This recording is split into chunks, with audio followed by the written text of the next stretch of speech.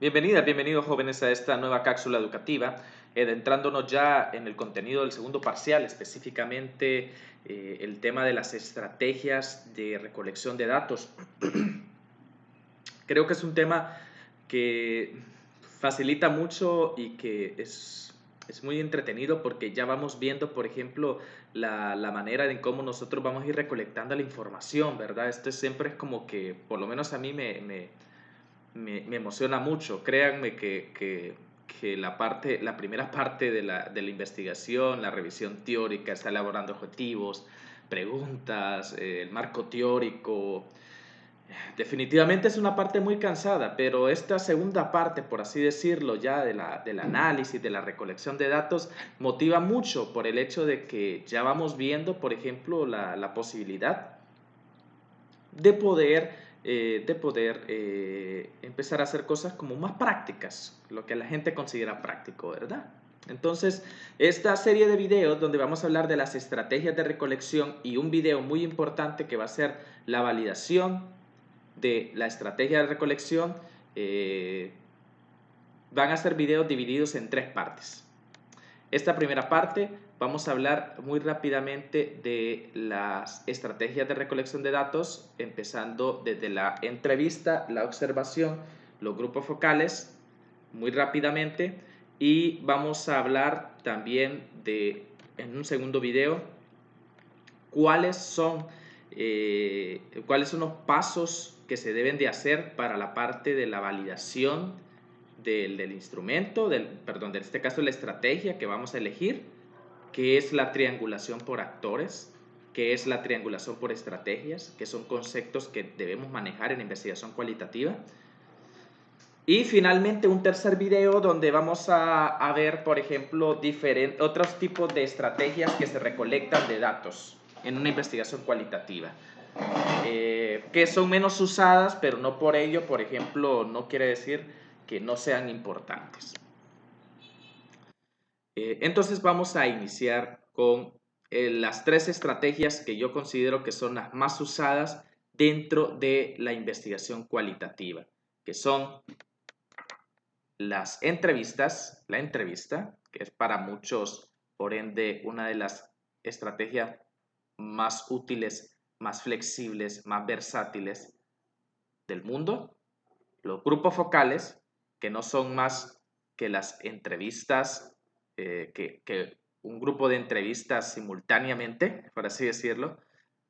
Y la observación, que es el pináculo, por ejemplo, de las estrategias de recolección de datos, porque la observación, si no hay observación no hay nada. No puede haber investigación sin observación. Recordemos que es, por ende, el primer paso del método científico tradicional de René Descartes, la observación. Es a través de ese proceso de percepción, de interpretación de estímulos que se hace la recolección de datos. Pero se lo pongo todavía más filosófico y más profundo, de que ninguna de estas estrategias sirve si no hay un investigador. ¿Cuál es la estrategia de investigación? ¿Cuál es la mejor estrategia o la principal estrategia de recolección de datos? El mismo investigador. El mismo investigador es la estrategia más importante, porque es el investigador quien hace la observación, es el investigador quien hace las entrevistas, es el investigador que hace la recolección de datos, es el investigador que hace, por ejemplo, los grupos focales. El investigador es la estrategia de recolección de datos más importante, o sea, ustedes. O sea, que si ustedes no están, no se puede hacer ninguna clase de recolección de información. Entonces, vamos a ir viendo estas tres estrategias. Pero antes que todo, ¿por qué estrategias y no instrumentos? Estas son cuestiones de vocabulario. Sabemos, por ejemplo, que el método cuantitativo y cualitativo tiene muchas diferencias, pero algunas de estas diferencias están muy marcadas por el cambio de ciertos conceptos. Por ejemplo, no hablamos de un marco teórico, hablamos de un marco referencial, no hablamos de variables, hablamos de categorías, no hablamos de hipótesis, hablamos de supuestos. Al final solamente son las mismas cosas que se les cambia el nombre, ¿verdad? No hablamos de estrategias, no hablamos, perdón, de instrumentos, que eso es más en un enfoque cuantitativo. No hablamos de instrumentos, de escalas, ¿sí? Hablamos de estrategias y son diferentes precisamente porque las estrategias, todas ellas comparten ciertas características que son únicas desde el enfoque cualitativo. Por ejemplo, son más flexibles, son más adaptables, son orientadas a conocer datos a profundidad, a diferencia, por ejemplo, de una encuesta, que una encuesta, por ejemplo, si en una encuesta no tienes un escritorio, no tienes papel, no tienes lápiz, no puedes hacer la encuesta. Mientras que una entrevista se puede hacer en cualquier lado, hasta en medio de una calle, en medio de un lugar que no cumple ciertos requerimientos. No, tampoco es que se vale todo, pero las estrategias de investigación cualitativa son mucho más adaptables, son mucho más flexibles. Es por eso que como manera de cambiar un poco y aumentar nuestra jerga, nuestro vocabulario en la metodología de la investigación, sabemos que la palabra correcta para utilizar cuando hablemos de cómo vamos a recolectar los datos son estrategias e instrumentos cuando nos refiramos a un enfoque cuantitativo. Muy bien, entonces empezamos con la primera de estas estrategias, que es la observación. Cabe aclarar que este video no tiene la pretensión de querer explicar de manera detallada cada una de las estrategias. Por supuesto que no. Estos videos están orientados a introducirlos, a cómo hacer uso de estas estrategias, pero sin profundizar a una manera muy técnica, muy especializada. Por ejemplo, en otros lugares donde existen maestrías especializantes en investigación, esto vendría a ser una clase. Las estrategias de recolección de datos vendría a ser una clase donde se va a profundizar mucho en las diferentes estrategias. O, por ejemplo, en otras licenciaturas, la entrevista como estrategia de recolección de datos es una clase entera que se mira durante un semestre entero. Entonces, hay mucha información en la web que ustedes pueden profundizar. Y lo que está orientado este video principalmente es darles como esos pincelazos, introducirlos a estas estrategias. Demos inicio con la observación. Hagamos un ejercicio muy sencillo, ahí desde donde están ustedes. Ustedes van a ir respondiéndose estas preguntas. Por ejemplo, ¿en qué mano tiene la antorcha la Estatua de la Libertad? O, por ejemplo, el monumento de Francisco Morazán. ¿En qué mano tiene la espada? Por si no son muy fanáticos de la Estatua de la Libertad. ¿Cuáles son los números en el teclado del teléfono que no tienen letras?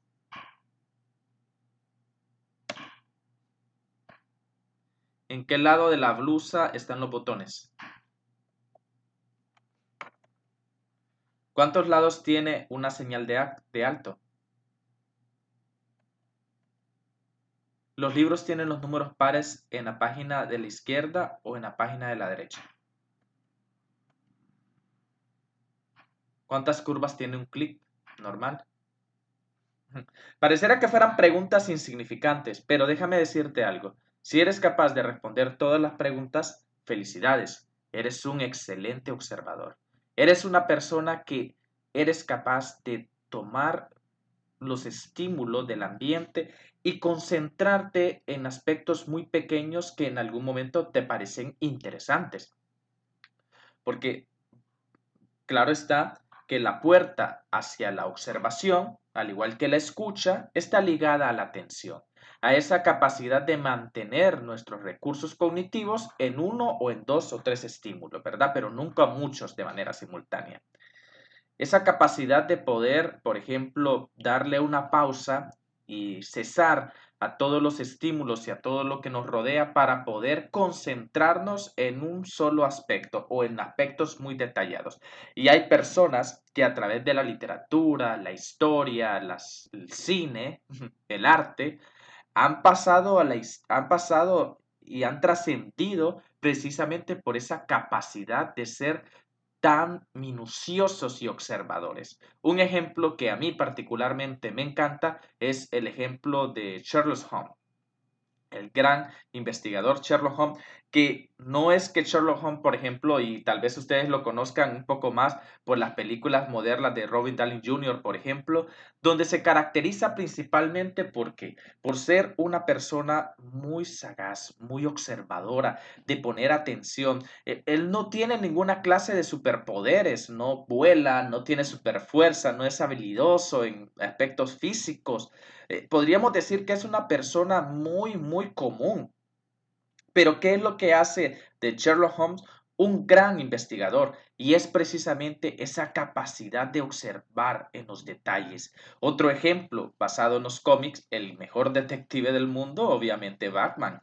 Batman, al igual que Sherlock Holmes, es considerado un detective, pero la clave de un detective, pareciera que el arquetipo de un detective es que es una persona que puede ser capaz de observar los detalles de todos los aspectos. Donde las personas miran, por ejemplo, un simple cuarto, ellos son capaces de detectar múltiples estímulos importantes que para ellos podrían explicar ciertos comportamientos.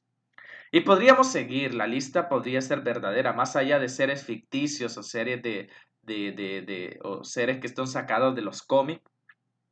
Definitivamente, en la vida real han existido personas que han desarrollado esa gran capacidad de observación. Si no, vean los primeros científicos, los primeros estudiosos de la Grecia, donde a través de la observación de los elementos naturales, de los árboles, de las estrellas, ellos pudieron proponer los primeros principios de la explicación del mundo, sino miren, por ejemplo, las observaciones de, de Arquímedes y sus observaciones físicas, o todavía más, las observaciones de Pitágoras, que fue el primer griego en afirmar que la Tierra era redonda. Y estamos hablando de muchos siglos antes de Copérnico, muchos siglos antes. Esa capacidad de observar nuestros mismos antepasados, los mayas, eran capaces de observar el cielo e identificar, por ejemplo, el movimiento de las estrellas,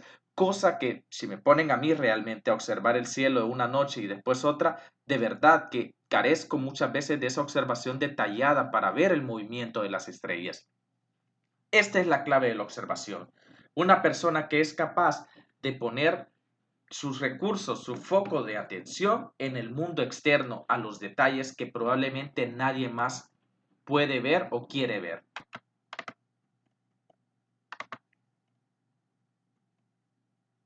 Aquí hay algunos ejemplos de observaciones para los detalles. Solo vale aclarar, por ejemplo, que observar no es lo mismo que ver, así como oír no es lo mismo que escuchar. La observación investigativa implica todos los sentidos, no solamente la vista, sino el oído. El observar y el escuchar van de la mano, porque no se puede observar sin escuchar, y el escuchar también es con todo el cuerpo. Así lo mencionaba un profesor que tuve, que cuando nos hablaba de intervención comunitaria, cuando nosotros teníamos que hacer intervención comunitaria, y la escucha activa es uno de los principios básicos como estrategia de acercamiento a las personas que viven en las comunidades, nos decía constantemente, ustedes tienen que aprender a escuchar con todo el cuerpo. Y yo me preguntaba, ¿observar con todo el cuerpo? ¿A qué se refiere? Y es que él nos mencionaba, por ejemplo, cuando tú estás enfrente de una persona, no solamente tienes que focalizar el recurso sensitivo de tu escucha, más allá de huir y de crear una interpretación objetiva de esto, una interpretación propia, una percepción, tienes que ser capaz de orientar todo el resto de los recursos. ¿Qué te dice tu olfato de esa persona? ¿Qué te dice el tacto de esa persona? ¿Qué te dice la vista de esa persona? ¿Qué te dice lo que estás escuchando alrededor en el contexto? Se escucha con todo el cuerpo, se observa con todo el cuerpo. Estar atento a los detalles, eventos o sucesos interactivos, el clima, los aromas, los espacios, la iluminación, todo. Es lo que hace un excelente observador. Y si ustedes son psicólogos, vale aclarar que la observación en ustedes tiene que ser una característica básica. ¿Qué dicen la gente de los psicólogos? La gente dice generalmente, aparte de que no estamos bien de la cabeza, que ese es un mito que hay que ir erradicando, que desde los mismos estudiantes de psicología reaniman y reafirman ese mito, no es correcto. Además, no tiene absolutamente nada de malo que las personas sufran una enfermedad mental, si fuera así el caso. Creo que ese es un mito que hay que desmitificar y hay que batallar contra eso, pero si hablamos de competencias profesionales, ¿cuáles son las competencias profesionales que las personas generalmente creen que un psicólogo debe tener? Que pueda escuchar y que pueda observar bien. No importa si no maneja todas las pruebas o todas las técnicas o todos los enfoques o las metodologías o los conocimientos de las diferentes ramas, y no importa la rama siquiera, de las 77 que establece la APA en las clasificaciones, no importa. Si somos buenos observadores y buenas personas que escuchamos, son dos competencias básicas para el triunfo profesional. La observación tiene varios propósitos. Explorar ambientes, contextos, culturas, donde en otros ambientes no se puede usar otras estrategias. Por ejemplo, nosotros utilizamos la observación sistemática como principal forma de investigación en un proyecto que trabajábamos de intervención comunitaria. ¿Por qué utilizábamos la observación sistemática y no, por ejemplo, los grupos focales o las entrevistas? En primera, porque la observación sistemática se acopla a una situación en la cual tú puedes seguir haciendo diferentes actividades distintas y al mismo tiempo estar investigando. La investigación-acción, que es ese tipo de enfoque que se fundamenta en ir haciendo acciones y al mismo tiempo investigando, se acopla perfectamente a la observación, porque la observación no te quita esa situación de seguir enfocándote en tareas, mientras que armar una entrevista, armar un grupo vocales, tal vez sirva de manera puntual si quieres profundizar en ciertos aspectos, pero si es la cotidianidad que te interesa, si es los aspectos de todos los días que quieres observar porque estás investigando, entonces la observación en sus diferentes tipos, en este caso la observación sistemática, que es una de ellas, es tu mejor opción para explorar ese ambiente, para describir las comunidades, los contextos, comprender los procesos, los vínculos entre personas. Porque incluso hay lugares donde no es posible ni siquiera realizar una entrevista, ni mucho menos un grupo focal de manera tradicional. Pensemos, por ejemplo, en el tema de migrantes retornados. Si nosotros quisiéramos hacer una investigación sobre migrantes retornados y vamos en conjunto con ellos junto con la caravana, vamos caminando con la caravana. O sea, es muy poco viable creer que vamos a poder, por ejemplo, poder reunirlos a todos en un grupo focal y tener ciertas condiciones mínimas y también, por ejemplo, que las personas se van a tomar un tiempo a tener una entrevista de 1 hora con nosotros porque van caminando, porque nosotros tenemos que acoplarnos. Tal vez en algún momento sí nos puedan regalar un tiempo para una entrevista, pero la mayor parte de la información en esa clase de estudios la vamos a tener a través de la observación y registrando todo lo que observamos. La observación no se delega. La observación es una estrategia, creo que la más versátil, la más adaptable y la más profunda cuando se utiliza bien entre las pares que vamos a ver el día de hoy, que es la entrevista y el grupo focal. Esa libertad de poder realizar esta estrategia casi en cualquier lugar, mejor dicho, y en cualquier contexto, hace la diferencia entre las otras.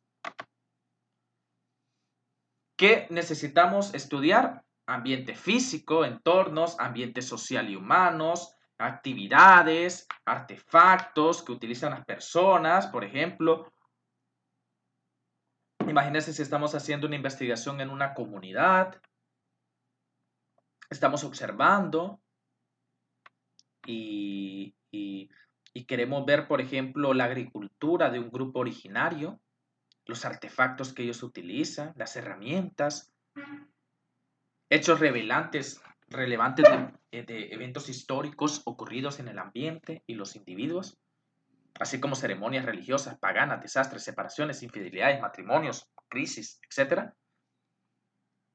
Pero al final, las áreas que ustedes van a estudiar las definen ustedes según su investigación, según su observación. Recomiendo que veamos el video de la inmersión inicial en el campo, debido a que en la inmersión inicial en el campo, que recuerdo, vean el video que se encuentra en el campus virtual, se profundiza también bastante en los tipos de observación y en los tipos también de registros que se pueden llevar, que son tanto diarios de campo, así como las notas particulares, ¿verdad? Y los tipos de anotaciones que podemos hacer. En el video de inmersión inicial en el campo lo vemos mucho más. Pero las áreas o campos que nosotros vayamos a registrar, aparte de estos, por ejemplo, que son por genéricos o son ya de default, por ejemplo, ya por defecto, que tenemos que observar el ambiente social, físico, actividades, hechos relevantes.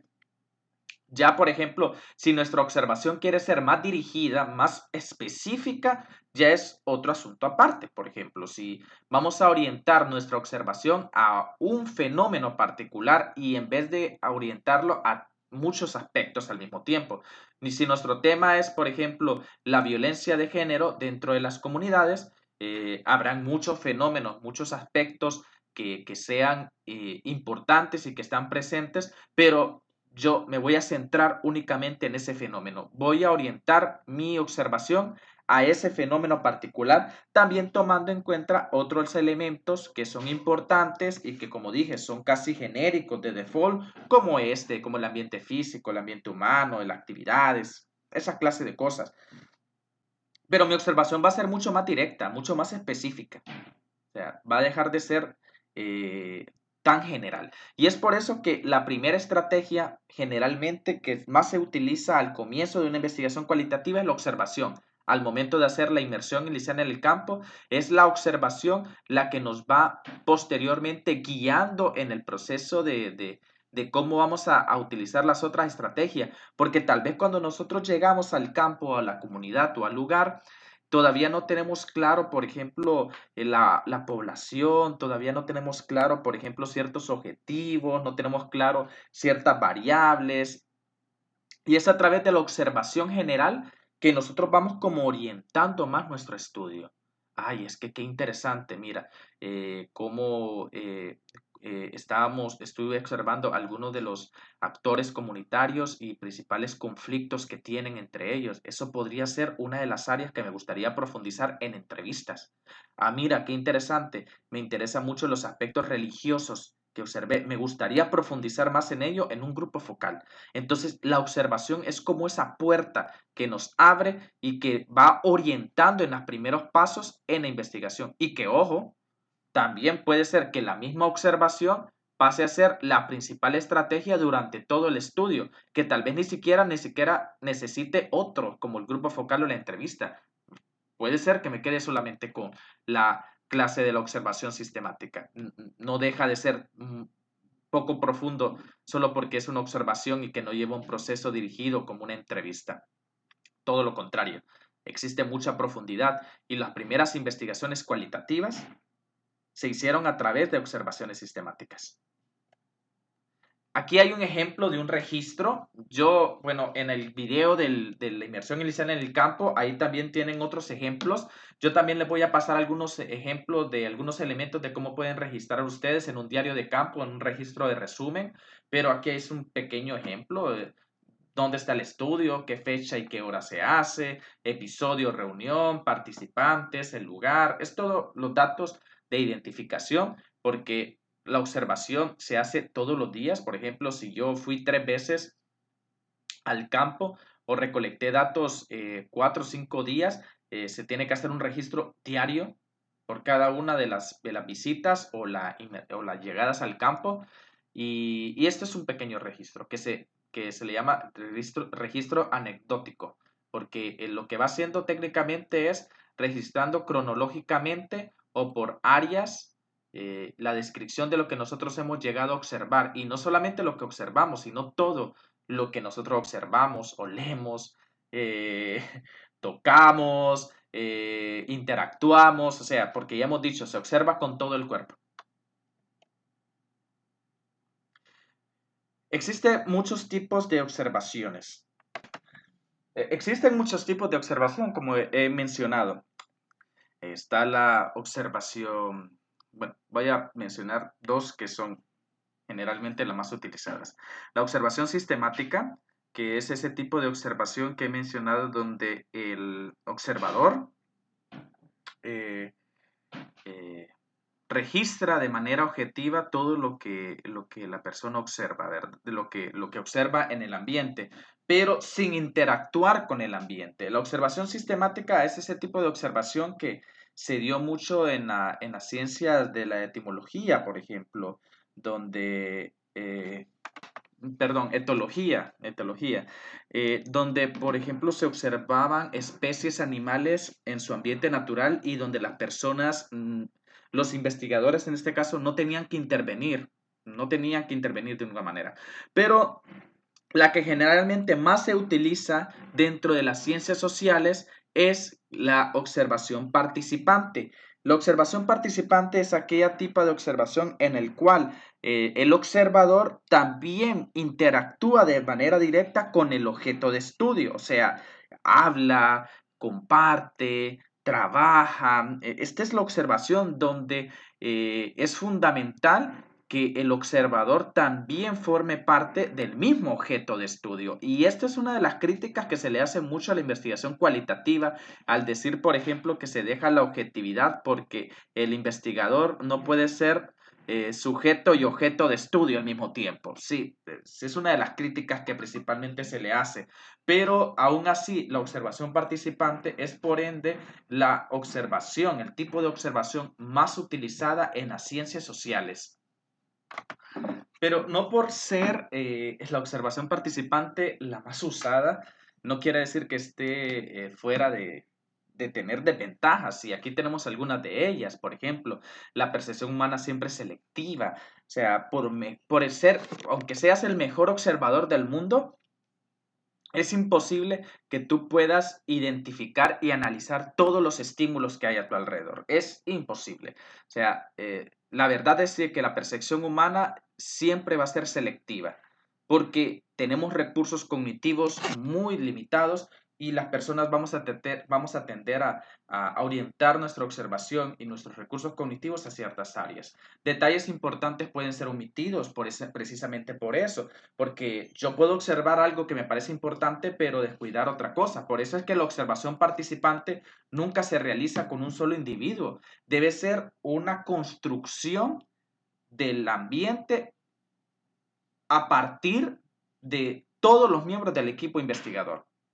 O sea, porque si construyo una observación participante únicamente bajo mi punto de vista, lo que estoy imponiendo, por ejemplo, es una hegemonía de mi propia cosmovisión del mundo. O sea, los demás tienen que observar el mundo según como yo lo interpreto. Y esto es un error, porque están ahí pues sin entrar en mucho en el tema, ahí hay, pues ustedes ya han llevado clases de psicología social, ahí están presentes los sesgos que sabemos que son muchos, como los sesgos de atribución, los pensamientos mágicos, las distorsiones cognitivas, nuestros propios rasgos de personalidad. Hay muchos factores que pueden intervenir y hacer, por ejemplo, que nuestro juicio efectivamente no sea objetivo. Para hacer y librarnos de ese error, precisamente por eso se tiende a que la observación participante se realice en un grupo de personas y que todos los criterios estén igualmente igualados. O sea, en una observación participante nunca se va a negar la importancia de lo que la otra persona observó.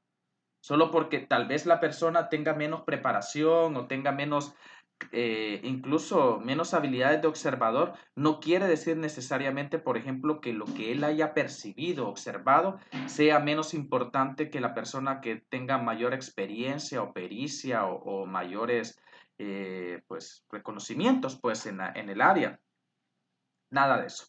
La observación de la información y su análisis se torna difícil muchas veces. Y eso es precisamente cuando no tenemos detallado qué es lo que estamos observando, qué es lo que queremos lograr. Las diferentes observadores obtienen diferentes informaciones de la misma situación. Sí, eso puede pasar también. Obviamente las ventajas, quise empezar hablando de las desventajas, pero las ventajas es la realidad aceptada en su complejidad, abierto a nuevos aspectos e ideas, permite la construcción de hipótesis y principalmente en las primeras áreas, en los primeros momentos de investigación, es importante, es muy importante. Bueno, continuamos. Hemos hablado mucho de la... También está la observación semiestructurada, que es otro tipo de observación en la cual pues ya se lleva un protocolo, se lleva un grupo de temas.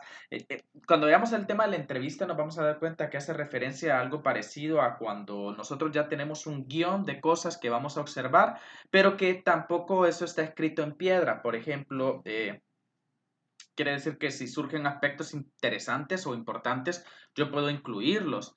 Tiene muchas ventajas. Por ejemplo, la observación apunta hacia áreas predefinidas, sin embargo, hay suficiente flexibilidad para que los tópicos sean interesantes.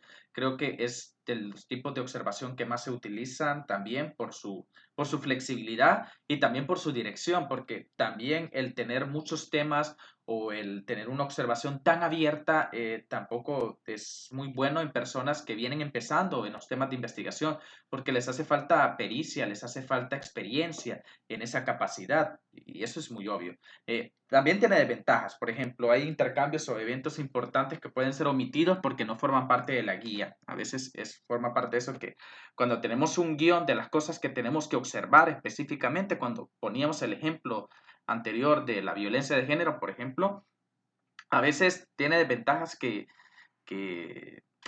como que bien podemos limitarnos, autolimitarnos o concentrarnos tanto en las cosas que deberíamos de escuchar que obviamos otras cosas que pueden ir surgiendo o aparecen en ese momento que también son muy importantes y muy relevantes para el estudio. Muy bien, entonces creo que ese ha sido todo con el tema de la observación. Como les digo, voy a subir esos materiales, esos formatos y también les recomiendo de nuevo que vean el video de la inmersión inicial en el campo y que lean su libro de texto, que también hace mucho hincapié en este tema de la observación. Vamos a proceder entonces con el tema de la entrevista. La entrevista es por popularidad una de las estrategias de recolección de datos más usadas y más conocidas.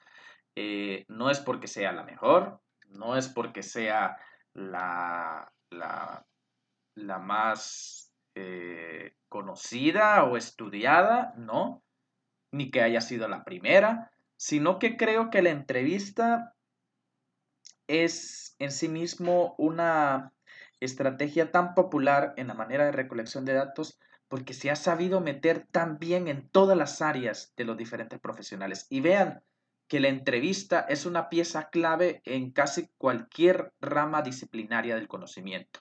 Por ejemplo, no importa que incluso seas alguien como un ingeniero civil, que guías, por ejemplo, proyectos de mejora, de reconstrucción, no sé, yo no sé mucho de ingeniería, pero aún así, un ingeniero tiene que tener habilidades de entrevista para poder recolectar información, si va a contratar a su personal o si va, por ejemplo, a querer saber un poco más sobre un proyecto y su avance. La entrevista no es más que un diálogo dirigido en el cual pues se recolecta información y que también se utilizan una serie de técnicas para poder hacerlo de manera efectiva. Entonces, no importa si es ingeniero, si es sociólogo, si es trabajador social, si es psicólogo, si es maestra, pedagoga, si es político, si es periodista, por ende los periodistas son los que más utilizan, ¿verdad? Esta clase de estrategia, y el psicólogo también dentro de los procesos psicoterapéuticos, si eres médico. La entrevista está metida en casi todas las áreas disciplinadas. Áreas disciplinarias. La entrevista está arraigada en casi todas las áreas. Y es por eso, creo, su nivel de popularidad. Que uno piensa inmediatamente que vamos a hacer una investigación cualitativa y casi de manera inmediata piensan que la forma de recolectar datos más efectiva es la entrevista. Y como dije, no es porque sea mejor que la observación, los grupos focales, la recolección de materiales, documentos y artefactos, o otra clase de estrategias de recolección de datos que existen dentro del enfoque cualitativo. No es que sea mejor que ellos, sino que creo que es como que la más popular, la que es como esa de que no es los mejores pares de zapatos que existen, pero son como los que visten la mayor parte, o sea, que la mayor parte de la gente le gusta. Algo así sería la entrevista, pero no por ende quiere decir que sean malos zapatos. Todo lo contrario, son unos excelentes zapatos. Y así es la entrevista. La entrevista es una excelente estrategia de recolección de datos. ¿Y qué es la entrevista en sí mismo? La palabra entrevista viene del francés review, que significa verse a sí mismo en la otra persona. Algo así, literalmente. No lo pienso hablar en francés. Esa es la entrevista. Verse a sí mismo en la otra persona.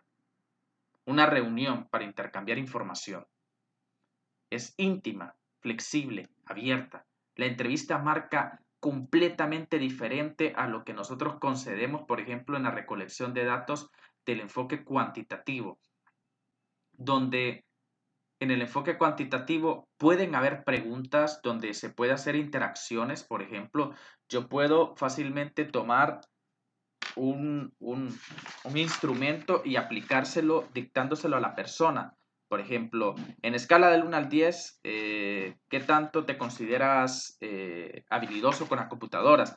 ¿O estás de acuerdo, por ejemplo, en los procesos de mejora continua, sí o no? O sea, encuestas, cuestionarios cerrados, no son entrevistas. ¿Qué le hace falta para que sea una entrevista? Precisamente lo que le hace falta es ese toque íntimo, ese toque de flexibilidad, donde las personas puedan ser capaces de elegir su propia respuesta y que las respuestas no sean antepuestas o predeterminadas o ya realizadas. Eso es la diferencia, es lo que hace en diferencia una entrevista con cualquier otro tipo de estrategia de recolección de datos. Esa intimidad que se tiene, que se forma al momento de establecer un diálogo de comunicación entre un entrevistado y un entrevistador. Las entrevistas tienen algunas tipologías que son muy parecidas a las que hemos mencionado en observación. Por ejemplo, existen entrevistas según muchos tipos de tipologías, por ejemplo, según su orientación teórica, según su estructura, según su grado de directividad, por ejemplo, si el entrevistador es más directivo o menos directivo. Pero en este caso vamos a concentrarnos únicamente en los tipos de entrevista según su nivel de estructura. Entendemos por estructura el nivel de planeación y de organización previa para la entrevista. Que exista, por ejemplo, un guión de preguntas, que exista una guía metodológica para la entrevista. Y aquí tenemos dos extremos. Siempre, como igual casi todo en la vida, tenemos dos extremos dentro de la parte del comportamiento. Por lo menos así los han concedido las personas que han creado. Ahora sabemos que el pensamiento dicotómico no es lo correcto cuando establecemos acciones, ¿verdad? Pero en este caso, tenemos entrevistas a las cuales no tenemos ninguna clase de guía ni de preparación de preguntas. Esto se les llama entrevistas abiertas, no estructuradas. ¿Por qué? Porque no se prepara ninguna clase de preguntas. Simplemente la persona, a medida de que avanza la entrevista, va guiando la entrevista, van surgiendo las preguntas y él lo va haciendo. Existen muchas ventajas con respecto a este tipo de entrevistas. Más adelante vamos a mostrarles algunas muy rápidamente, pero cabe aclarar que únicamente la principal desventaja de estas entrevistas abiertas es que la persona que las realice tiene que tener una gran capacidad, tiene que tener una gran experiencia y una gran área y una gran capacidad de conocimientos previos. O sea, lo que menos tenemos que dejar en los procesos de investigación, al igual que toda nuestra vida, creo, o sea, la mayor parte de las cosas, tal vez para otras cosas, ¿no? Como el arte, el amor, cuestiones más relacionadas así, pero creo que para todo lo demás profesional y disciplinariamente no tenemos que darle mucho chance a la improvisación. Podemos usarla y es muy útil. En los procesos de investigación a veces improvisar es extraordinario, pero cuando no cuentas con la suficiente experiencia, el improvisar en tu trabajo o en el proceso que estás haciendo no es la mejor opción. Entonces, eso es lo que pasa con las entrevistas abiertas. Al no contar con una guía de preguntas, el entrevistador que carece de mucha experiencia, de pericia, de conocimiento del área, puede caer en el error de empezar a guiar las entrevistas por áreas que no son relevantes. Ahora, el otro extremo son las entrevistas estructuradas, que estas son también llamadas cuestionarios. ¿Por qué son cuestionarios? Porque son entrevistas que son utilizadas, y aquí voy a marcar muy especialmente porque este es como un ejemplo especial. Las entrevistas estructuradas es un tipo de entrevista que es cuantitativa. Oigan bien, la entrevista también puede ser cuantitativa. ¿Y cómo así? Pues que las entrevistas estructuradas ya tienen, por ejemplo, las preguntas que se van a hacer ya no se pueden agregar, no se pueden quitar, entonces quita gran parte de la flexibilidad que hemos hablado, técnicamente la elimina, pero sí cumple las otras áreas como es íntima, por ejemplo, y tampoco no es muy abierta, o sea, no cumple estas dos características. ¿Y por qué es cuantitativa? Porque son entrevistas que las respuestas están previamente dadas y que pueden fácilmente codificarse y asignarles un valor numérico a las respuestas, ¿sí?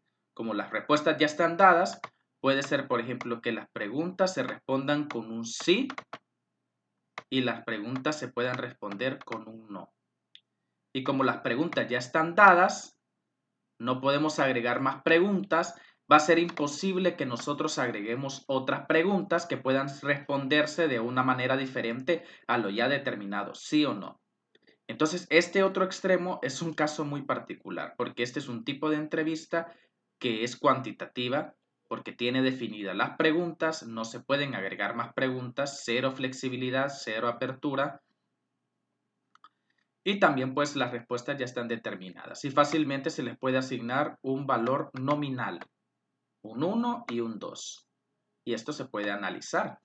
Por eso es que son entrevistas que pueden ser analizadas desde el punto de vista cuantitativo. Pero definitivamente tienen ventajas. Las entrevistas estructuradas tienen ventajas, principalmente porque no dejan nada a la improvisación y cuando están bien hechas nos arrojan información muy puntual, información muy certera de las cosas que realmente necesitamos. Entonces, ninguna de las preguntas va a ser desperdiciada, ninguna de las preguntas va a ser mal hecha o no va a tener su efecto porque previamente han sido seleccionadas de tal forma que van a ser relevantes para el estudio. La desventaja es que al estar tan centrado en un punto específico, se pueden olvidar, por ejemplo, de otras cosas que son importantes. ¿Sí? Ahora, las entrevistas semiestructuradas son como un término medio. Por un lado, tienen las preguntas, tienen una guía de preguntas. En la entrevista semiestructurada ya hay una guía de preguntas, al igual que en las entrevistas estructuradas, pero al mismo tiempo existe la posibilidad de abrir a nuevas preguntas y de responder de manera libre. Eso hace para mí que las entrevistas semiestructuradas sean la mejor de las tres. Porque para mí, o sea, habrá otros investigadores que opinen distinto, pero para mí permite tener las ventajas de las dos anteriores y eh, evitar o disminuir las desventajas o las limitaciones también.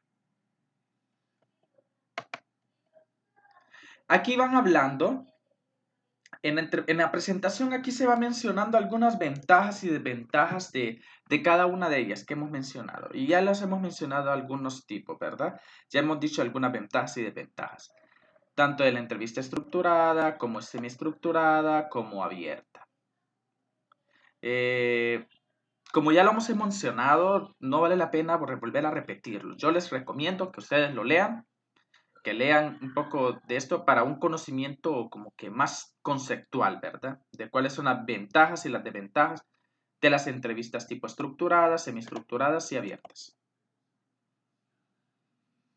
Ahora, hemos dicho que se hace diferentes tipos de entrevistas. Incluso ya hemos mencionado que existen entrevistas cuantitativas que pueden ser sus respuestas fácilmente representadas a través de datos nominales, a través de números y que se puede analizar a través de diferentes estadísticos, por ejemplo. Pero cuando hablamos de una entrevista puramente cualitativa, estamos hablando de una entrevista de tipo semiestructurado, de tipo abierta. Y que esas, en los cuadros anteriores también, ustedes pueden ver que tienen ciertas características y ciertas ventajas, y ciertas características principalmente. Ya hemos dicho que son flexibles, o sea, eso quiere decir que incluso yo puedo tener mi pregunta seleccionada y yo puedo decidir si voy a hacer o no voy a hacer esa pregunta. Eso no ocurre, por ejemplo, en las entrevistas de tipo cuantitativas o en los cuestionarios cuando uno hace una investigación cuantitativa. El que le dejen en blanco una respuesta es algo que va a venir a afectar después en el análisis de los datos, porque necesitamos que todas las personas respondan las preguntas. Mientras que en este caso, en las entrevistas cualitativas, semiestructuradas y abiertas, no pasa nada si la persona no responde una pregunta, o no lo quiere responder, o no sabe responderla, o incluso nosotros, por diferentes razones como entrevistadores, decidamos no hacer esa pregunta. Entonces, no pasa nada. Podemos incluso cambiar el orden de las preguntas, podemos agregar preguntas, podemos hacerlo en diferentes contextos, lugares, etc. Entonces, a eso se refiere su flexibilidad. Siguiendo, el orden se adecúa. Esto quiere decir que por flexible que el orden se adecúa, es anecdótica, tiene un carácter más amistoso, el ritmo y dirección es compartido, principalmente en las entrevistas no directivas, ¿verdad? O semidirectivas, por así decirlo. Eso quiere decir de que no necesariamente es el entrevistador que siempre tiene que llevar como que la palabra hablante. Algunas veces puede pasar que es el entrevistado quien decida guiar la entrevista en algunos momentos, pero todo eso va a depender mucho de otros factores, pero se puede, se permite. Se considera el contexto social, o sea, el ambiente donde se está realizando, la comunicación se ajusta a las normas del lenguaje del entrevistado. Es diferente, por ejemplo, aplicar un test psicométrico, una prueba psicológica, donde, por ejemplo, si hay una pregunta que porque la prueba fue elaborada o estandarizada en España, por ejemplo, y sale una pregunta donde hay una palabra que no se usa mucho aquí. Estoy tratando de acordarme de un ejemplo. Bueno, por ejemplo, en una prueba de inteligencia no recuerdo si es del Otis o del WISE, ya hace mucho que no utilizo ninguna de las dos pruebas, Así que no recuerdo en este momento. Hay una pregunta, por ejemplo, que dice, ¿cuál es la distancia entre Barcelona y Madrid? Tal vez para las personas que vivan en España, esa sea una pregunta que no lo sé, que sea muy común o que muchas personas manejen o que, o que se enseña, por ejemplo, en escuela, ¿sí? Aquí en Honduras, si me preguntan cuál es la distancia entre San Pedro, entre Madrid y Barcelona, yo no te sabría decir cuál es. Pero, por ejemplo, es diferente a las preguntas en las entrevistas cualitativas. Mientras que en en una entrevista, eh, perdón, en una prueba psicométrica, sería imposible, impensable cambiar la pregunta. En una entrevista cualitativa, nosotros podemos ajustarnos al lenguaje, a los conocimientos, a la jerga de las personas. Eso trato de explicar con las características. Muy bien, existen muchos tipos de preguntas y esto es importante. Al momento de construir una entrevista, en el próximo día vamos a ver, por ejemplo, cómo podemos construir una entrevista en base a a la categorización de variables.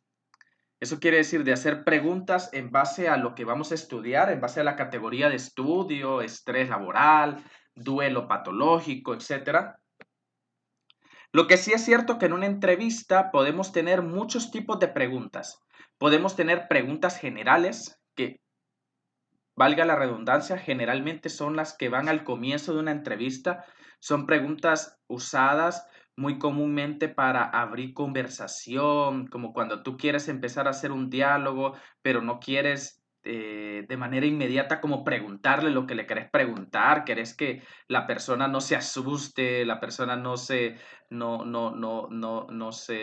impacte. Vamos a empezar a hablar de cosas que puedan ir relajando, creando un rapport, que creando un ambiente de confianza, eh, dando la oportunidad a las personas para que vayan hablando, para que vayan introduciéndose en el tema. Y esas son las preguntas generales, que son preguntas orientadas a recolectar datos, sí, pero que no tienen un nivel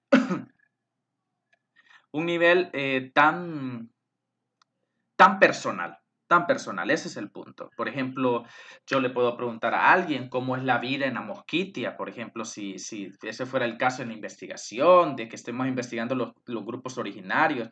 No le estoy preguntando directamente de su experiencia. Véanse bien esta pregunta. No le estoy preguntando exactamente cómo es tu vida en Amosquitia, cómo has vivido tú durante estos. No, le estoy preguntando de manera muy general, sin personalizar absolutamente nada. ¿Cómo es la vida en Amosquitia? O, por ejemplo, lo hacemos de cómo es puedes contarme qué,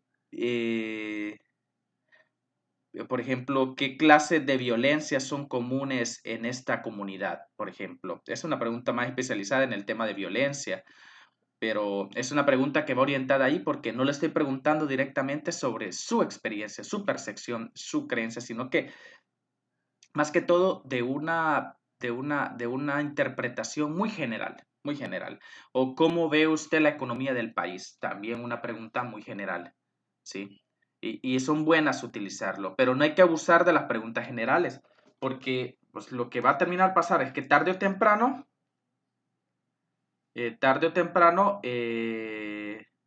vas a tener que aterrizar, o sea, no puedes andarte por las ramas preguntando cosas generales. Tarde o temprano vas a tener que aterrizar y preguntar lo que necesitas preguntar para obtener tu información, lo que estás buscando.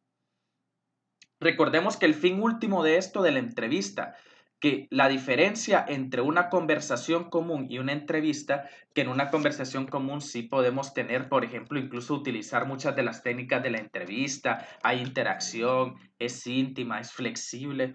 Si tú lo pones desde ese punto de vista, ¿qué es lo que diferencia una conversación común con un amigo de una entrevista? Es que la entrevista tiene un objetivo y el objetivo es la recolección de información. O sea, al final yo lo que necesito es recolectar esos datos. En una conversación común como un amigo o familiares, o compañeros de trabajo, puedo tener algo parecido a una entrevista, que sería un diálogo íntimo, flexible, eh, pero la diferencia es que en esa clase de diálogo yo no estoy buscando información, yo estoy interactuando, conviviendo, comunicándome, pero el objetivo, el objetivo último de la comunicación no es sacar información. Eso es, quiero que quede claro, porque también en las entrevistas nunca tenemos que olvidarnos que el objetivo de la entrevista, el objetivo último de la entrevista es recolectar esos datos que nosotros necesitamos. Y eso es lo que puede terminar pasando, eso es lo que no va a pasar, por ejemplo, si excedemos demasiado las preguntas generales. Tenemos también preguntas para ejemplificar. A veces las cosas no nos quedan claras, por ejemplo, si la persona le preguntáramos cómo evaluarías tu trabajo, él diría, por ejemplo, mi trabajo es una basura, detesto mi trabajo, no me siento a gusto. Pero sí, la persona respondió, pero todavía como que a mí no me queda del todo claro del por qué piensa que su trabajo es tan malo. Me parecería que sería muy bueno, por ejemplo, si la persona me pusiera un ejemplo para yo poder terminar de comprenderlo. Yo le podría hacer una pregunta, por ejemplo, ¿y qué es lo que hace que este trabajo? ¿Podría darme un ejemplo de una situación que lo que hace que este trabajo sea tan malo? Es muy importante también, muy importante en las entrevistas, ojo con esto, nunca utilizar palabras que las otras personas no han usado. Si van a parafrasear, si van a hacer una técnica de reflejo, que es una técnica que se utiliza en el cual se repiten las palabras del interlocutor para hacer, por ejemplo, que la persona se siente escuchada o para retroalimentar o para de nuevo rehacer una pregunta, es importante utilizar las palabras, los lenguajes, los modismos con cuidado, un poquito con cuidado, pero sí es importante porque a veces lo que puede terminar pasando en las entrevistas es que podemos terminar metiendo nuestras palabras o nuestras interpretaciones personales en el discurso de la otra persona. Tenemos también otras preguntas de estructura, por ejemplo, cuando a mí me interesa preguntar cuáles son los tipos de violencia que tú has identificado en tu comunidad. Es una pregunta de estructura. ¿Por qué es una pregunta de estructura? Porque es una pregunta que él o ella me va a dar diferentes categorías de respuesta. Ah, pues aquí hay violencia de tipo física, psicológica, patrimonial, etc. Preguntas de contraste. Las preguntas de contraste son muy utilizadas cuando nosotros queremos comparar, por ejemplo, una realidad con otra. Por ejemplo, queremos comparar dos situaciones que generalmente están basadas o en el tiempo o en otros factores externos. Por ejemplo, según tu opinión, ¿cómo compararías, por ejemplo, la violencia que se está viviendo actual en tu comunidad en comparación de hace 10 años? Oh, es una pregunta de contraste porque la persona se le está preguntando cómo es la violencia ahorita en comparación al mismo fenómeno, pero hace tantos tiempos. Y es muy utilizado si nuestro objetivo es precisamente eso, el de comparar. ¿Cómo compararías si estamos con un pedagogo y nuestra investigación es, por ejemplo, la cuestión vaya, el tema que tienen ustedes de la enseñanza virtual? ¿Cómo compararías tú o qué diferencias o en qué comparación podrías hacer tú en base a la modalidad de estudio presencial y virtual? ¿Qué semejanzas, qué diferencias, qué fortalezas, qué debilidades comparten? Porque estoy comparando una cosa con otra. El tipo de pregunta que elijamos, las preguntas en una entrevista no son elegidas a lo tonto ni al azar. Se supone que cada pregunta que nosotros vamos a hacer en una entrevista tiene una razón, tiene un propósito. Llámese que sean preguntas generales, de ejemplificadoras, de estructuras o de contrastes, las preguntas tienen un propósito. Y por tanto, cada pregunta que nosotros coloquemos en nuestro guión tiene que tener un objetivo. Y tiene que tener un objetivo también según el tipo de pregunta que elijamos. Hay otras preguntas de opinión, cuando lo que nos interesa saber es la interpretación personal ya del individuo, vale la redundancia, perdón, la interpretación del individuo como tal. Por ejemplo, ¿qué piensas tú de la corrupción actual? Ya no es tanto qué has observado. Por ejemplo, una cuestión es que yo le pregunte eh, qué tipos de corrupciones has observado tú en el país. Entonces, esa sería una pregunta más de estructura. Yo he visto que aquí las personas, los militares lo extorsionan a uno, que se roban el dinero del pueblo. O sea, él va dando categorías y esa sería una pregunta de tipo de estructura. Es muy diferente preguntar qué tipo de corrupciones has observado a qué piensas tú de la corrupción actual. Eso es muy diferente. También a veces nos interesan los sentimientos, principalmente cuando tocamos temas de índole emocional. Por ejemplo, el tema que están tocando, que es el tema del duelo. El tema del duelo por COVID es un tema que con altas connotaciones emocionales. Es un tema que toca fibras emocionales en las personas, igual que el tema de la violencia que hemos estado mencionando. Entonces, a veces lo que nos importa no es tanto el hecho de que las personas nos digan información pura, como por ejemplo, qué tipos de violencia han visto, qué piensan de la violencia en comparación a tantos años, cómo evalúas la violencia, sino lo que nos interesa más es que las personas nos digan cómo se sienten al observar toda esta clase de violencias en su comunidad. ¿Cómo le hace sentir eso? ¿Qué está buscando la persona? El investigador, el entrevistador. Que la persona exprese sus emociones. Que la persona sea capaz de expresar lo que siente, porque lo que queremos indagar y profundizar es en el aspecto emocional. Preguntas de conocimiento, que ya son más preguntas orientadas a cuando uno quiere saber datos con cierto grado de objetividad. Por ejemplo, ¿conoce las comunidades lencas del país? Sí, ¿qué sabe usted de las causas que provocaron el asesinato de Berta Cáceres?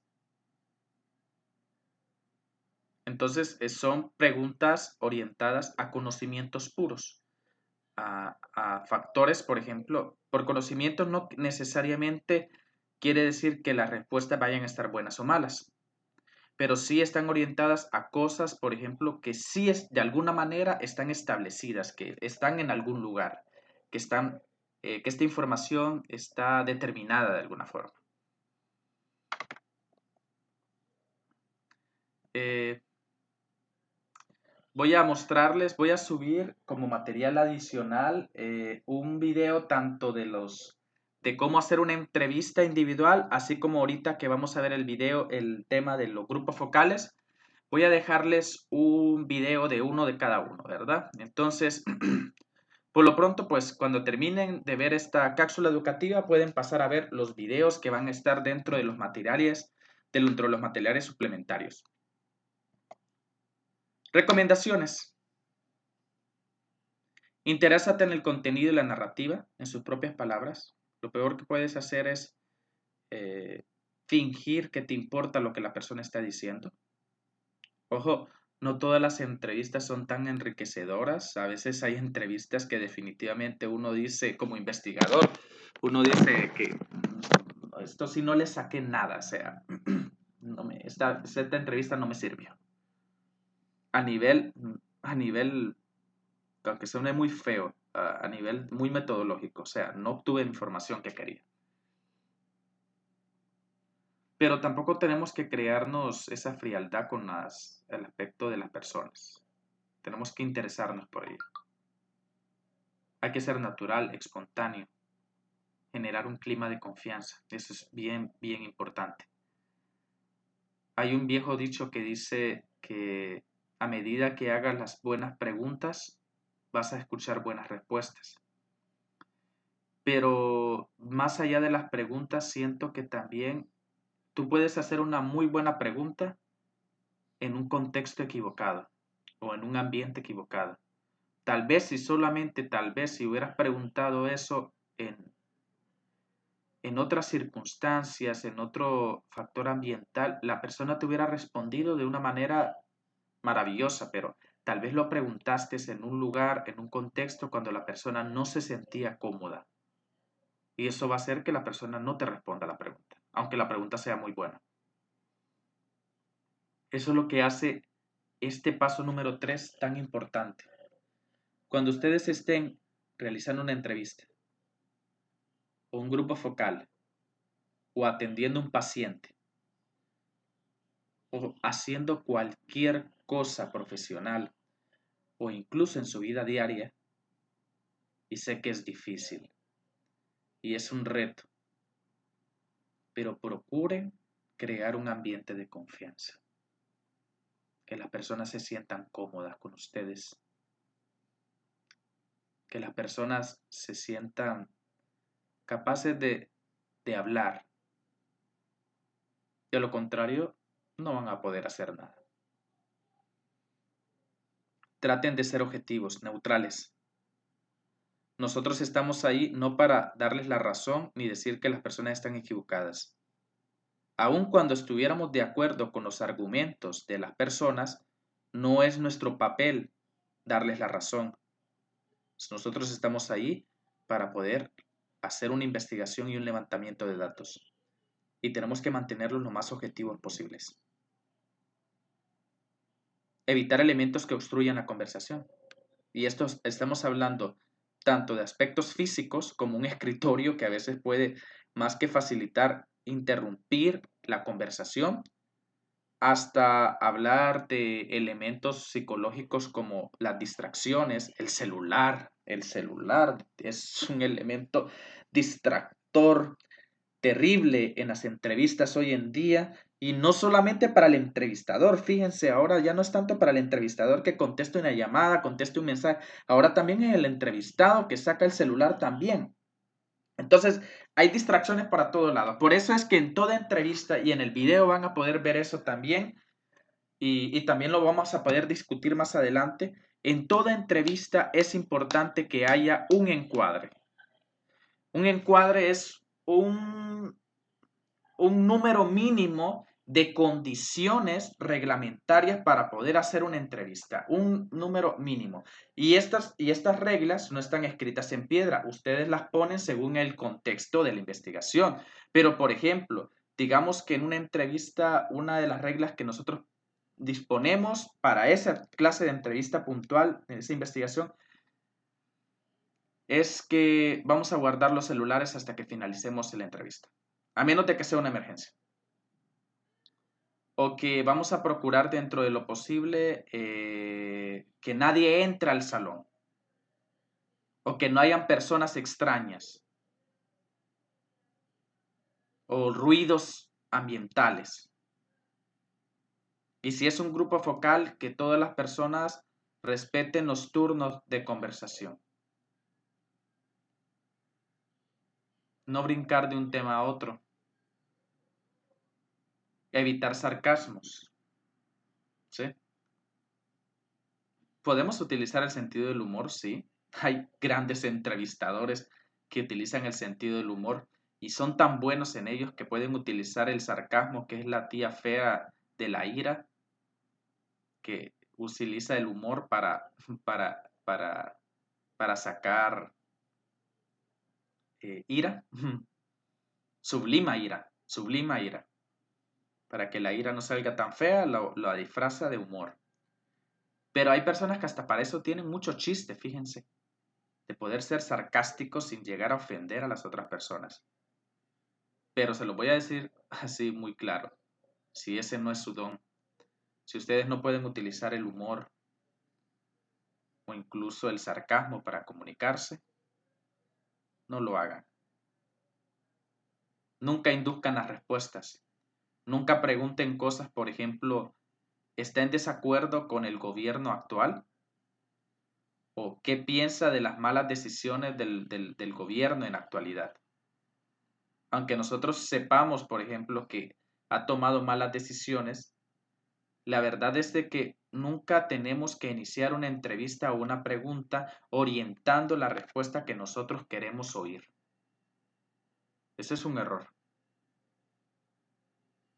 No usar calificativos que pueden ser utilizados para poder hacer análisis como que buenos o malos, por ejemplo. Eso va muy unido a lo anterior. Escuchar activamente, pedir ejemplos y hacer una sola pregunta a la vez. Es importante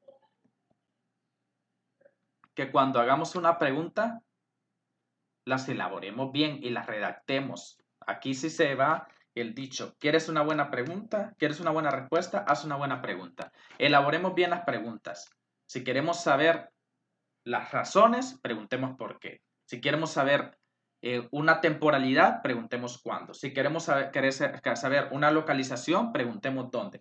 Si queremos saber un sujeto, preguntemos quién. Si queremos saber un objeto, preguntemos qué. Y si queremos saber, por ejemplo, distinción entre dos sujetos o dos lugares o dos preposiciones, preguntemos cuál. ¿Sí? Elijamos bien las preguntas. De nuevo, no preguntemos cosas que no estén claras. Aquí les dejo un pequeño formato de entrevista. Por ejemplo, para evaluar una entrevista, perdón. Después de que ustedes vayan a crear su entrevista, yo les recomiendo que ustedes leen las preguntas y que vayan evaluándose, ¿verdad? Por ejemplo, en la entrevista que apliqué, ¿el ambiente cumplía estas características? ¿La entrevista fue interrumpida? ¿El ritmo de la entrevista fue bueno? Eso es como una manera de retroalimentación, de feedback, al momento de hacer una entrevista. Muy bien, es un tema largo. Hemos finalizado el tema de la entrevista. Vamos con el tema de los grupos focales.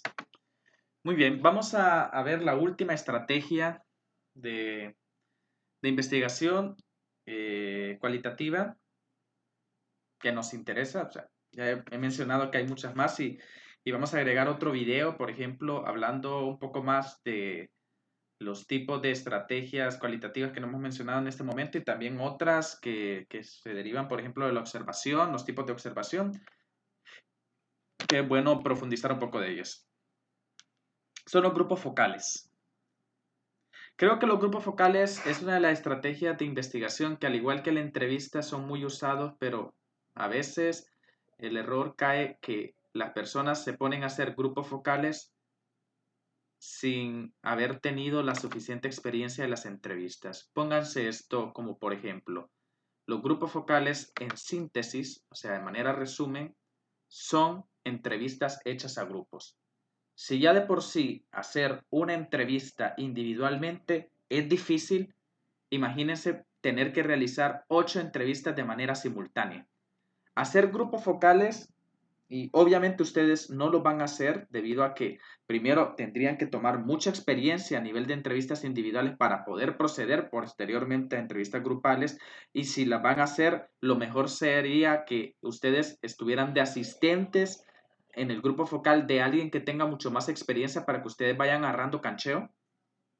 Pero los grupos focales son una estrategia poderosísima y muy, muy buena para el momento de recolectar datos, principalmente si mi objetivo es poder conocer y comprender desde el punto de vista de varias personas una realidad. Vamos a empezar a hablar rápidamente de algunas características de los grupos focales. Ya hemos dicho, es una especie de entrevista grupal. El tamaño de cuántas personas se permiten, porque esa es una de las preguntas más comunes, cuántas personas se puede realizar en un grupo focal, va a depender de muchas cosas. Primero, por ejemplo, si son temas, cuando son temas muy emocionales o temas con ciertos caracteres muy fuertes o profundos o delicados, lo mejor que sean grupos pequeños, de 3 a 5 personas. Si son temas cotidianos, por ejemplo, los estudios de mercado. Los mercadólogos utilizan mucho los grupos focales para promocionar un producto, para conocer opiniones y todo. Si son temas abiertos, temas muy cotidianos que no tienen muchos índoles emocionales, pueden llegar a estar hasta 12 personas. No se recomienda más de 12 personas en un grupo focal. Es muy difícil de manejar tantas personas y si el objetivo es buscar que las personas participen, si se tiene un número muy grande de personas, es probable que no todas las personas participen porque no va a ajustar el tiempo. Entonces se va a dar un problema después que los discursos se pueden posteriormente pues, distorsionar en el camino, ¿verdad? Entonces, al igual que las entrevistas, los grupos focales pueden ser estructurados, semiestructurados, abiertos con respecto a sus preguntas. Eso ya lo expliqué en la parte de las entrevistas, así que creo que no vale la pena volver a explicarlo otra vez. Por otro lado, también los grupos pueden ser homogéneos o heterogéneos. Todo esto va a depender del perfil de la muestra que nosotros queramos usar, de la muestra de investigación. Por ejemplo, si me interesa investigar el... Vamos a poner un ejemplo. Las experiencias vividas por mujeres víctimas de violencia, supervivientes de violencia. Pero me interesa, por ejemplo, que la opinión o el punto de vista de las personas, de las mujeres que sean un poco más mayores, ¿sí? Por ejemplo, que cumplan ciertas características sociodemográficas, por ejemplo, que tengan la misma edad, el mismo estatus social, la misma educación, nivel de educativo. Digamos, si mi investigación está ligada a analizar ciertos claustros, ciertos grupos específicos o características de grupos específicos, porque mi investigación así lo diseñé yo, así diseñé que fuera orientada porque me interesa un grupo muy particular. O, por ejemplo, los grupos de una etnia, o sea, que cumplan ciertas características, que vivan en ciertos lugares, que crean en ciertas cosas, que tengan las mismas edades. Si es así, es un grupo homogéneo. Tener grupos homogéneos tiene muchas ventajas. Una de ellas es, por ejemplo, que las personas, al compartir tantas características en común, pueden fácilmente identificarse y expresarse y compartir ciertos criterios más fácilmente. Pero también puede ser que a mí, en mi investigación, lo que me interesa es la diversidad de opiniones. No tanto, por ejemplo, la creación de una narrativa explicativa desde el punto de vista de personas que cumplan ciertos criterios en común, sino que a mí más bien lo que me interesa es la diversidad de opiniones. Y para eso son los grupos heterogéneos.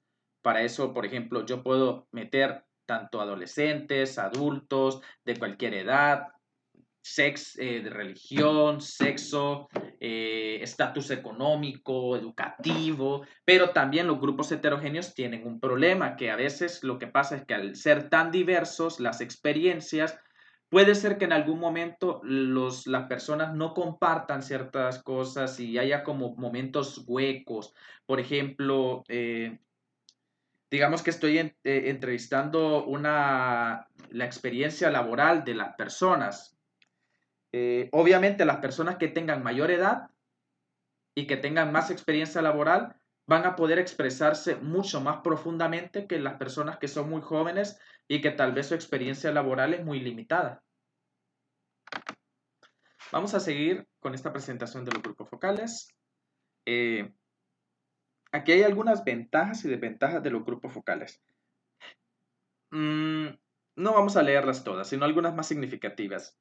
Esas las pueden hacer lectura ustedes. Por ejemplo, los grupos focales, algunas ventajas son, por ejemplo, que son frecuentemente usadas en combinación con otras técnicas. Por ejemplo, es muy común que los grupos focales se complementen con observación y con entrevistas. Más bien, así funciona. Generalmente son utilizadas mucho para combinar, para completar información. Las entrevistas grupales también tienen varias ventajas, por ejemplo, que pueden dar acceso a una gran cantidad de información. Si en una entrevista se recolecta gran cantidad de información, en una entrevista grupal, eso se multiplica por el número de participantes. Puede ser usadas para chequearse mutuamente. Esto quiere decir que son autocorrectivas. Las entrevistas grupales son muy útiles precisamente por eso. Pueden producir información rápida. Pueden ser usadas para tipos sensibles de información. Aunque no lo crean o no, parezca extraño, a veces los grupos focales son utilizados muchas veces para tocar temas sensibles, en vez de utilizarlo, por ejemplo, en una entrevista individual.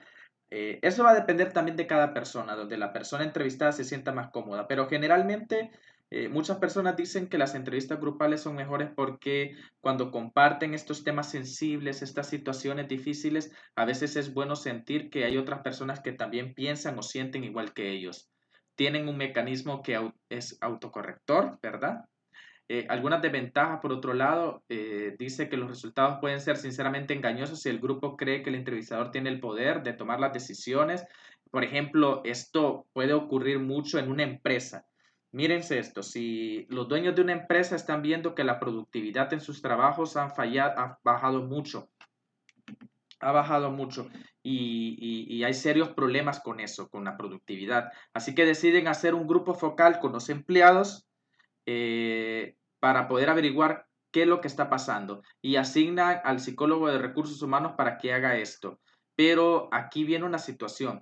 ¿Qué pasaría si los empleados perciben o sienten que según lo que ellos digan pueden ser castigados o recompensados? Entonces, lo que va a terminar pasando es que van a camuflajear la información para tratar de orientarla a los resultados que ellos creen que la otra persona quiere oír. Y es que siempre tenemos que tener mucho cuidado con esto. La gente no es mala, fíjense, más bien cuando estamos entrevistándola, a veces nos dice las cosas que queremos oír y nosotros no queremos escuchar eso. Nosotros queremos escuchar la información verdadera, no la información que las personas nos adornan o nos orientan. Es por eso que ahí puede haber un sesgo, porque las personas están minificando o distorsionando la información. Así que esto es mucha atención. Es como entrevistar a personas que nosotros conocemos. También va a haber un sesgo. Si el entrevistador no está entrenado para controlar la dinámica de grupos, pues se va a desorientar, todo se va a hacer un desastre. Sí, definitivamente. Y es capaz incluso que el entrevistador pierda el poder o el dominio de la entrevista. Okay. Hay algunos pasos para seguir los grupos focales. Por ejemplo, es importante previo a esto que se determine el número de cuántos grupos van a ser, porque puede ser que exista más de un grupo de diferentes personas y en cuántas sesiones. Cuando se va a tratar un tema que es bien profundo, muy largo, generalmente se dividen en sesiones. Por ejemplo, tenemos 30 preguntas y las vamos a dividir en dos sesiones por cada grupo. Un día vamos a trabajar 15 preguntas y otro día vamos a trabajar otras 15. Todo eso va a depender del número de personas, número de preguntas, el tema, el tiempo, etcétera, ¿verdad? Es necesario crear el perfil de los participantes, eso es lo que habíamos hablado al comienzo. Aun si son grupos homogéneos, es necesario crear perfiles, ¿verdad? Muy específicos. Perdón, aunque sean grupos heterogéneos, perdón. Aun si son grupos heterogéneos, es necesario crear perfiles muy específicos. Y en grupos homogéneos no se diga, tienen que ser muchísimo más específicos. La ubicación e invitación de las personas tiene que ser con tiempo. Tenemos que manejar esto con mucha rigurosidad de los tiempos de las personas. Tenemos que hacer la organización y la realización de las sesiones, que todo es el trabajo anterior. Y para esto lo vamos a ver aquí en algunos ejemplos. Este es un pequeño ejemplo de una entrevista. Y también aquí hay un pequeño ejemplo de una agenda, que es importante que cada vez que se haga un grupo focal se maneje una agenda con tiempos. Todo esto es para la parte de la organización. En el video ustedes van a poder ver cómo se realiza un grupo focal y también aquí un pequeño ejemplo de una agenda. Muy bien. También otra cosa, por ejemplo, que en un grupo focal siempre tiene que haber dos personas guiando el grupo. Un entrevistador y un asistente. Eso se me había olvidado, pero es importante. Siempre tienen que ser dos personas, nunca solo uno.